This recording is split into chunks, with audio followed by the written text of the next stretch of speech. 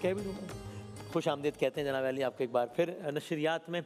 اور یہ اس وقت ہم وظائف کے لیے اکٹھے ہوتے ہیں وظائف کے سیگمنٹ میں مفتی سہیل حمدوی صاحب کے ساتھ. مفتی صاحب تیزی سے ایام گزر رہے ہیں. آج تو 19واں روزہ ہو گیا. آج کئی مقامات پہ پاکستان میں 18واں دوسرا اشرا بھی گزرنے کو ہے.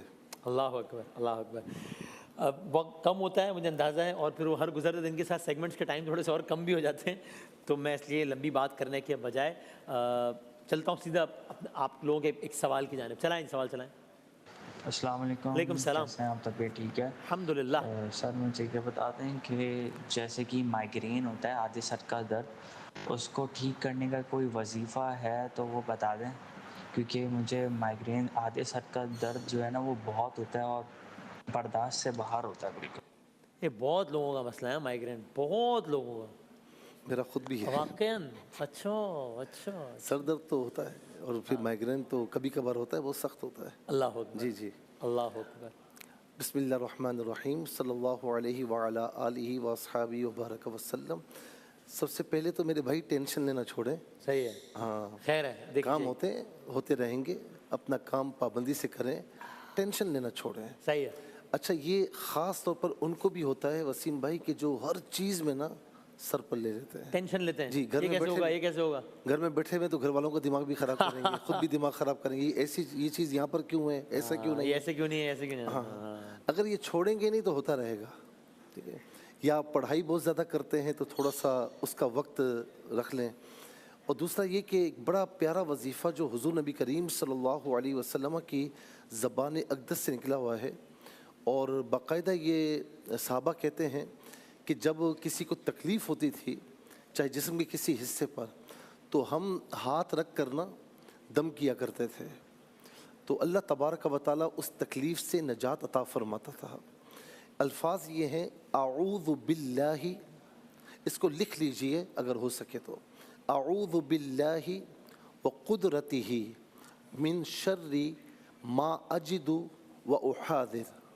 اعوذ باللہ وقدرتہ من شر ما اجد واحاذر.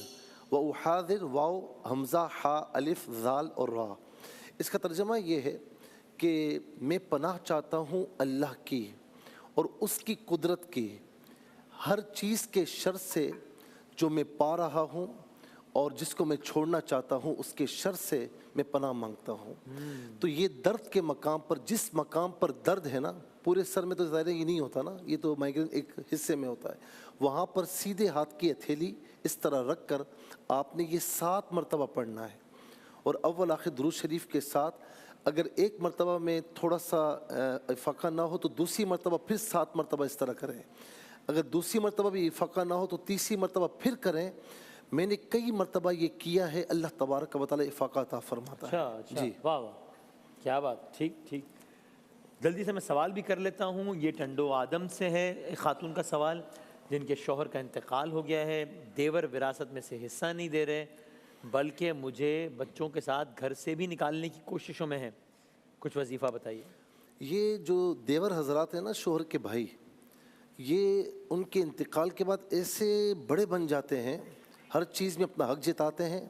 اچھا بچوں کے لیے کچھ نہیں کرتے, بھتیجوں کے لیے بھتیجے کے لیے, یہ جو ان کی بیوہ ہے ان کے لیے کوئی اچھائی نہیں کرتے, لیکن ہر چیز میں جہاں الٹے کام ہوں وہاں بڑے بن جاتے ہیں, اپنا حق جتلاتے ہیں. ذرا سن لیں کہ جس نے کسی کی ایک بالشت کتنی ہوتی ہے, یہ ہے ایک بالشت زمین ہتھیا لی نا, تو روز قیامت اسے 7 زمین کا طوق پہنایا جائے گا.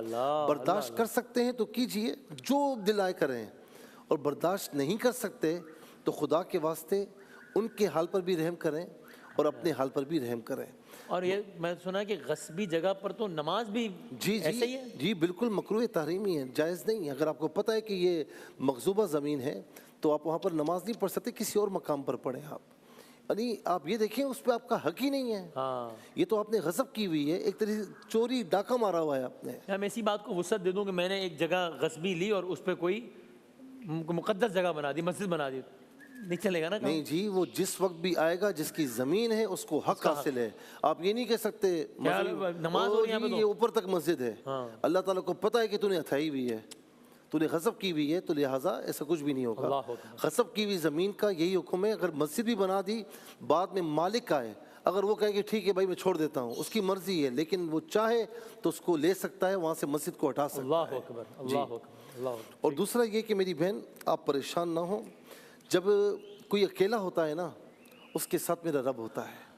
اور کہتے ہیں نا کہ 3 دعاؤں کو اللہ تعالیٰ رد نہیں فرماتا, ان میں سے ایک پتہ ہی کون ہے؟ مظلوم کی دعا. ہاں ہاں, اتقی دعوت المظلوم, مظلوم کی بد دعا سے بچ, اللہ اللہ. کیونکہ اس کی دعا کے درمیان اور قبولیت کے درمیان کوئی آڑ نہیں ہوتی, وہ قبول ہوتی ہے. اور جو زمینیں ہتھیاتا ہے نا, اس طرح غصب کرتا ہے, اس کی مال لی اس کی مال لی, میں نے ان کی نسلوں کو نا در بدر بھٹکتے ہوئے پھر اللہ دیکھا ہے. اکبر, اللہ اکبر. اللہ تعالیٰ معاف فرمائے. میری اللہ بہن اکبر. نماز کی پابندی کیجئے. ظاہر ہے کہ آپ اکیلی خاتون ہیں, کیا کریں گی آپ نماز کی پابندی کریں, اللہ تعالیٰ کی بارگاہ میں اپنے آپ کو جوڑیں. یہ جو میں وظیفہ بتا رہا ہوں نا, یہ سورہ مومن آیت نمبر 44 24واں پارہ ہے. اچھا یہ پتہ کیا ہے, ایک قبطی شخص تھا آل فرعون میں سے, اس کی قوم میں سے تھا, لیکن یہ موسیٰ علیہ السلام پر ایمان لے آیا.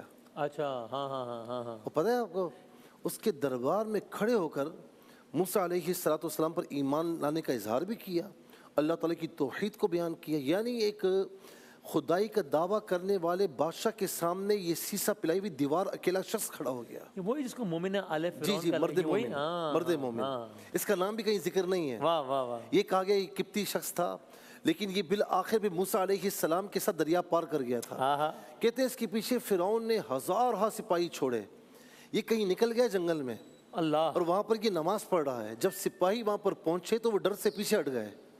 1000 سپاہیوں کی تعداد تھی. کیا ہوا؟ کہا کہ ہم نے دیکھا کہ درندے اس کی حفاظت کر رہے ہیں, اللہ اللہ. جنگل کے جانور جمع ہو کر اس کی حفاظت کر رہے ہیں. ہاں ہاں. اللہ اکبر. جو خدا, جو اللہ اپنے ماننے والے کی ظالمین سے جانوروں کی ذریعے حفاظت فرماتا ہے تو وہ آپ کی بھی حفاظت فرمائے گا. کیا کہنا ہے؟ یہ وَأُفَوِّضُ أَمْرِي إِلَى اللَّهِ, یہ پوری آیت نہیں پڑھنی, بس یہاں سے وَأُفَوِّضُ أَمْرِي إِلَى اللَّهِ إِنَّ اللَّهَ بَصِيرٌ بِالْعِبَادِ. کیا الفاظ ہیں وسیم بھائی. جی جی جی. اور میں اپنے کام اللہ کو سونپتا ہوں, بے شک اللہ اپنے بندوں کو دیکھ رہا ہے. اللہ اکبر. آپ جانتے ہیں وہ افوض, تفویض کرنا, کیا مطلب ہوا اس کا؟ جب اللہ تعالیٰ کی بارگاہ میں تفویض کر رہے ہیں نا, تو آپ نے اپنے سارے اختیارات, اپنی ساری طاقتوں کو, دوسروں کی طاقتوں کو اللہ تعالیٰ کی بارگاہ میں سرنڈر کر دیا ہے. کیا بات ہے. مولا میں کچھ نہیں, تو ہی ہے.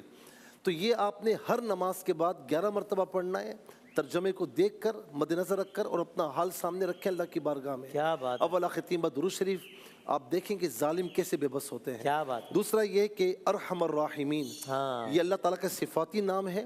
ارحم بہت زیادہ رحم کرنے والا. سپرلیٹو ہے. جی, سپرلیٹو فارم ہے. تمام رحم کرنے والوں سے سب سے زیادہ رحم فرمانے والا. یا ارحم الراحمین, یہ چلتے پھرتے وضو ہیں, با وضو ہیں, بے وضو ہیں, اس کو پڑھتے رہیں, اللہ تعالیٰ میرا رب انشاءاللہ کرم فرمائے گا. سبحان اللہ. کیا کہنا ہے, یہ آیت کو صرف نے سمجھایا ہے, کیا بات ہے.